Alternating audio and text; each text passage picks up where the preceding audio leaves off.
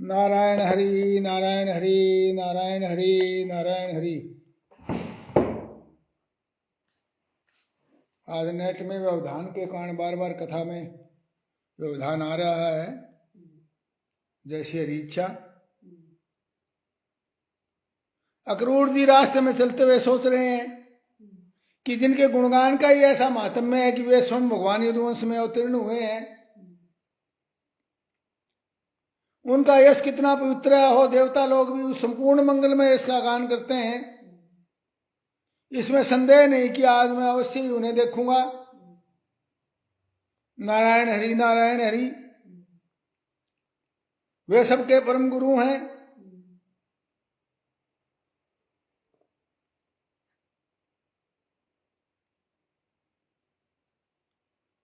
आज वे कर कमल उन लोगों के लिए सदैव दान दे चुके जो काल रूपी सांप के भय से घबराकर उनकी शरण चाहते शरण में चले जाते हैं।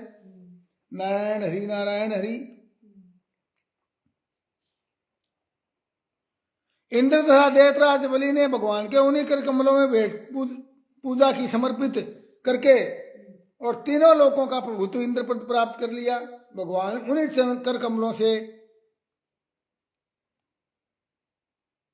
अपने स्पर्श से रासलीला के समय ब्रजयूतों की सारी थकान मिटा दी। मैं कंस का दूत हूं, कहीं वो मेरे को अपना शत्रु न समझ बैठे। राम राम, परंतु ऐसा नहीं समझ सकते। वे निर्विकार हैं, सम हैं। फिर मैं उनके कुटुंब का हूं, उनका अत्यंत हित चाहता हूं। उनके सिवाय मेरा कोई आराध्य देव भी नहीं है। ऐसा वो मन में विचार कर रहे हैं। फिर वो सोचते हैं कि वो सिर झुकाकर मैं उनके सामने खड़ा हो जाऊंगा तो मुझे चाचा अक्रूर इस प्रकार कह करके संबोधन करेंगे।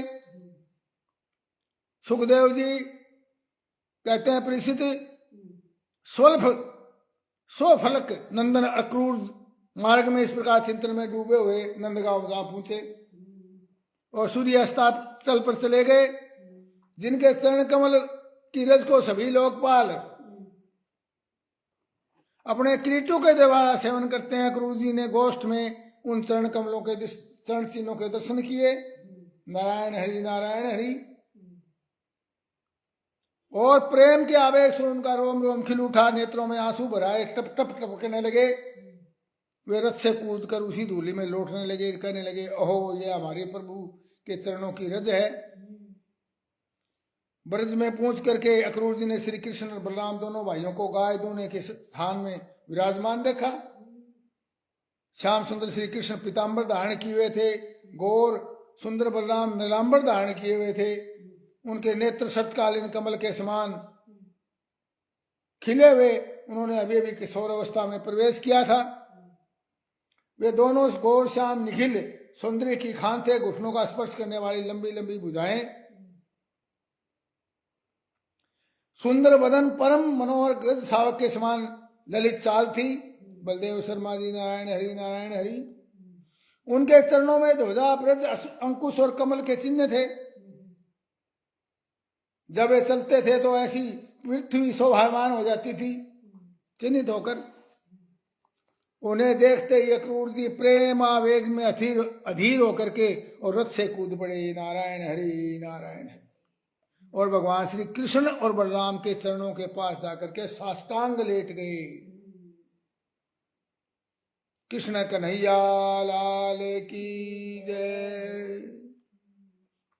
परीक्षित भगवान के दर्शन से उन्हें इतना खुशी हुई, आह्लाद हुआ कि उनके नेत्रों से नेत्र आंसू से सर्वथा भर गए। नारायण हरि नारायण हरि। यहाँ सूत्र है, जब भगवान की कृपा होती है या कोई दर्शन होते हैं भगवान के किसी रूप में, तो नेत्रों में आंसू अपने आप ही प्रेम से झरने लगते हैं। नारायण हरि नारायण। ये भक्ति की पहचान है, ये सूत्र है। उनके शरीर में पुलकावली छा गई और उत्कंठावश गला भर जाने के कारण अपना नाम भी न बता सके। भगत वत्सल भगवान श्री कृष्ण उनके मन का भाव जान गए थे। उन्होंने अपने चक्रांकित हाथों के द्वारा उन्हें खींचकर उठाया और हृदय से लगा लिया।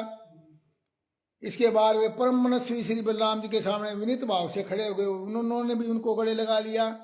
उनका एक हाथ श्री कृष्ण ने पकड़ा, दूसरा बलराम जी ने। दोनों भाई उन्हें घर ले आए। घर ले जाकर के भगवान ने उनका बड़ा स्वागत सत्कार किया, कुशल मंगल पूछकर श्रेष्ठ आसन पर बिठाया और विधि पूर्वक उनके पांव पखार कर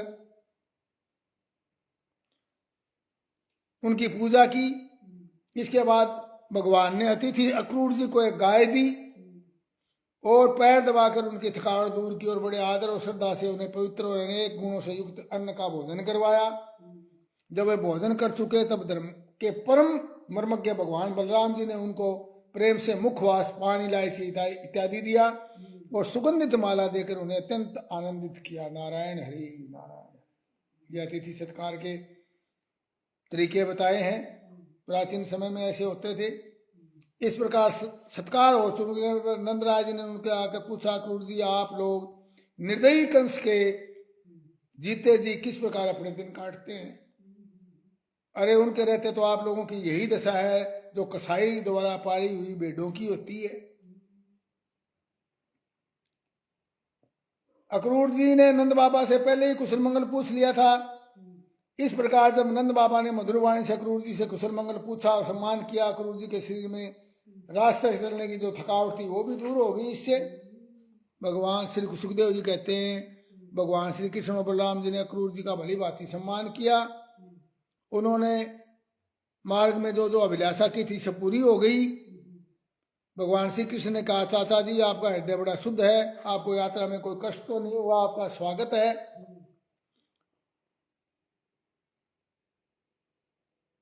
चाचा जी हमारे लिए बड़े खेद की बात है कि मेरे ही कारण मेरे निरपराध और सदाचारी माता पिता को अनेक प्रकार की यातनाएं झेलनी पड़ी।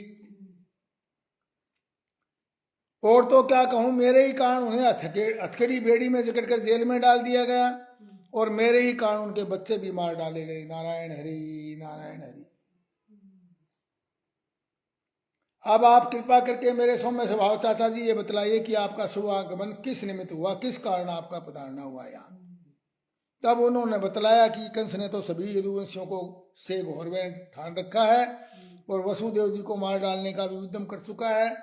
अक्रूर जी ने कंस का संदेश और जिस उद्देश्य से उन्हें स्वयं अक्रूर जी को दूत बनाकर भेजा था और नारद जी ने जिस प्रकार वासुदेव के घर श्री कृष्ण के जन्म लेने का वृत्तांत उसको बता दिया था, वो भी सब कह सुनाया कि नारद जी बताए कि आपने वासुदेव जी के घर जन्म लिया था और अब वह यहाँ गोकुल में है।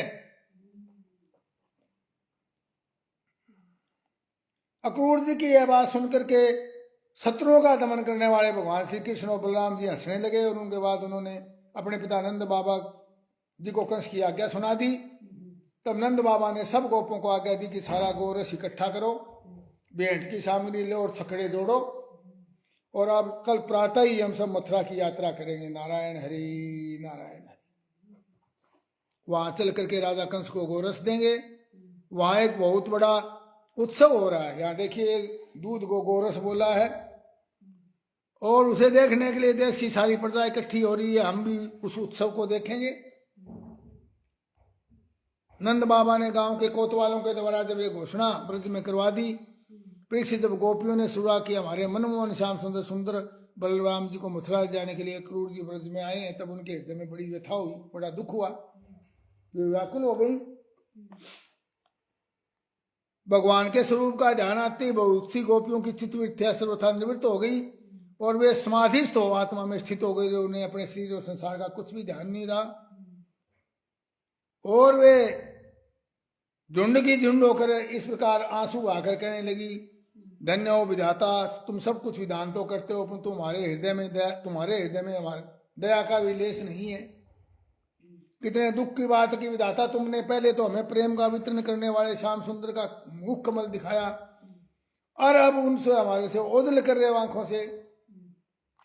हम जानते हैं कि इसमें क्रूर का कोई दोष नहीं है, यह तो तुम्हारी क्रूरता है खुद। वास्तव में तो तुम ही अक्रूर के नाम से यहाँ आए हो और अपनी दी हुई आंखें तुम हमसे मूर्ख की भांति छीन रहे हो। इसके द्वारा हम श्याम सुंदर के एक एक अंग में तुम्हारी सृष्टि का संपूर्ण सौंदर्य निहारती रहती थी। विधाता तुम्हें ऐसा नहीं चाहिए। नारायण हरि नारायण। और नंद नंदन श्याम सुंदर को भी नए नए लोगों से नेह लगाने की चाट पड़ गई है। देखो तो सही, हमारा हृदय शोकातुर हो रहा है, परंतु ये ऐसे हैं कि हमारी ओर देखते तक नहीं। नारायण हरि नारायण हरि। आज की रात प्रातः काल मथुरा की स्त्रियों के लिए निश्चय बड़ा मंगलमय होगा। आज उनकी बहुत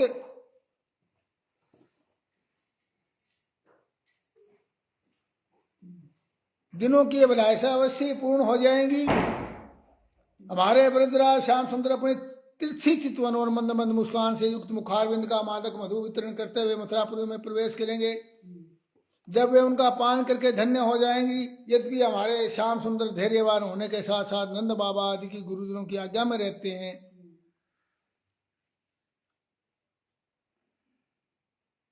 और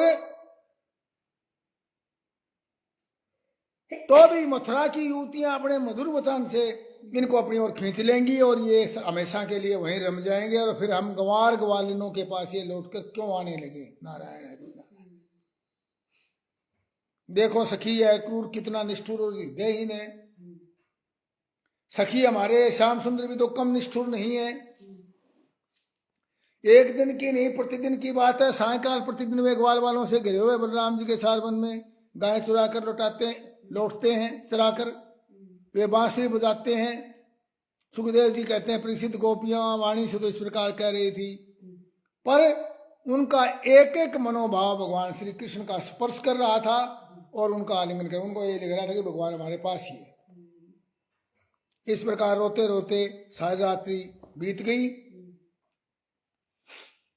अक्रूर जी संध्या वंदन आदि नित्य कर्मों से निवृत्त होकर के रथ पर सवार हुए और उन्हें आंख ले चले। नंद बाबा आदि गोपों ने भी दूध दही मक्खन घी आदि से भरे मटकों और भेंट की सामग्रियां ले ली और छकड़े पर चढ़ाकर उनके पीछे पीछे चले।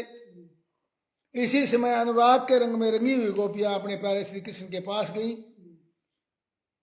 यदुवंशी शिरोमणि भगवान श्री कृष्ण ने देखा कि मेरे मथुरा जाने से गोपियों के हृदय में बड़ी जलन हो रही है, तो उन्होंने उनको धीरज बधाया और तब उन्होंने दूत के द्वारा मैं आऊंगा ये संदेश भेज करके उन्हें धीरज बंधाया।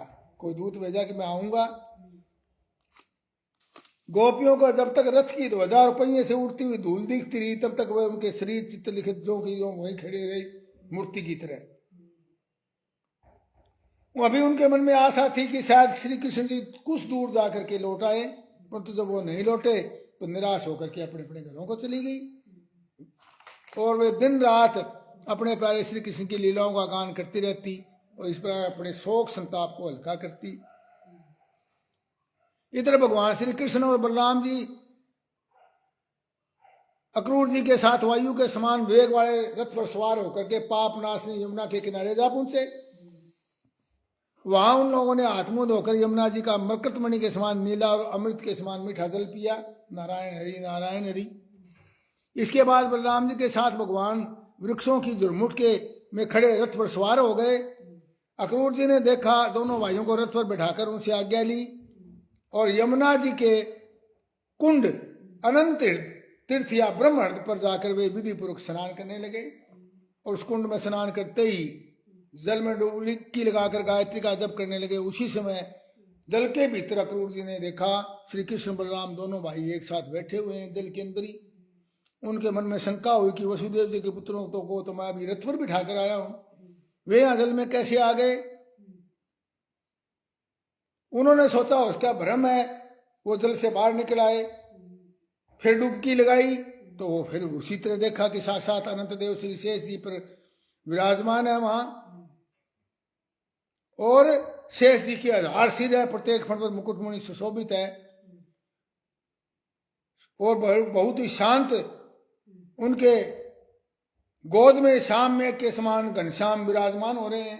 वे रेशमी पीताम्बर पहने हुए हैं, घुटनों तक लंबी और हृष्टपुष्ट बाहें, आदानुभुज। राम जी को भी बोला आदानुभुज घुटने तक की भुजाएं हाथ। साथ ही लक्ष्मी पुष्टि सरस्वती कांति कीर्ति तुष्टि, यानी ये 6 षड रूप शक्तियां, 6 धन की शक्तियां बताई गई हैं।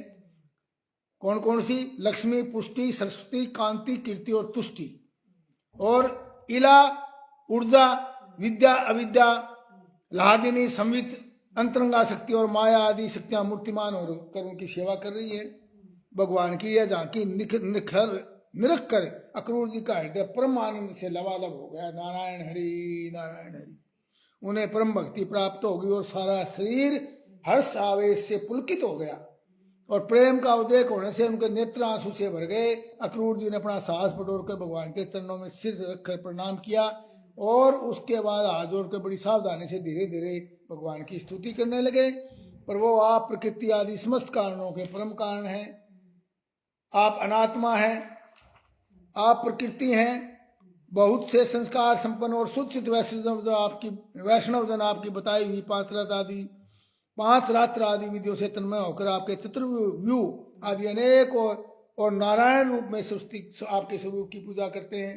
अग्नि आपका मुख है, पृथ्वी आपके चरण है, सूर्य चंद्रमा दोनों आपके नेत्र हैं, आकाश नाभि हैं, दिशाएं कान हैं, स्वर्ग सिर है, देवेंद्रगण आपकी भुजाएं हैं, समुद्र कोख हैं, यह वायु ही आपकी प्राण शक्ति है, वृक्ष और औषधियां रोम है, मेघ सिर के केस हैं, पर्वत आपके हड्डियां, अस्थि समूह नख हैं, दिन और रात पलकों का खोलना और मिचना है, प्रजापति जनेन्द्रिय और वृष्टि ही आपका वीर्य है। अविनाशी भगवान जैसे जल में बहुत से जलचर रहते हैं, उसी प्रकार अनेक जीव जंतुओं से भरे हुए लोक और उनके लोकपाल कल्पित किए गए हैं। आपने ये विशाल कश्यप रूप धारण किया, मंदराचल को धारण किया था।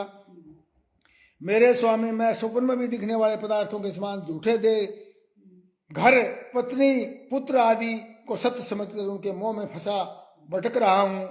हे प्रभु, आप ही वास्तव में मैं भूल गया कि आप ही हमारे सच्चे प्यारे हैं। इस प्रकार भटकता हुआ मैं आपके चरण कमलों की छत्र छाया में आप पहुंचा हूँ। दुष्टों के लिए जो दुर्लभ है आपकी छत्र छाया, उसमें मैं पहुंच गया हूँ। मेरे स्वामी, इसे भी मैं आपका कृपा प्रसाद ही मानता हूँ, पर वो आप ही वासुदेव, आप ही समस्त जीवों के आकर्षण आश्रय संकर्षण और आप ही बुद्धि और मन के देवता ऋषिकेश प्रद्युम्न अनिरुद्ध सब आप हो। मैं आपको बार बार प्रणाम करता हूँ। प्रभु, आप मुझ शरणागत की रक्षा कीजिए। कथा समापत होते है, सुनो वीर हनुमान। कथा हमारी वैकुंठ में, आप करो विश्राम। सियावर रामचंद्र पद, जय शरणम शंकर हरि ओम। जय जय सिया राम। मंगल भवन अमंगल हारी, द्रवहु स्वदशरथ अजिर बिहारी। दीन दयाल विरद संभारी, हरहु नाथ मम संकट भारी। जय सिया राम, जय जय सिया राम, जय सिया राम, जय जय हनुमान। नारायण हरि नारायण हरि नारायण हरि।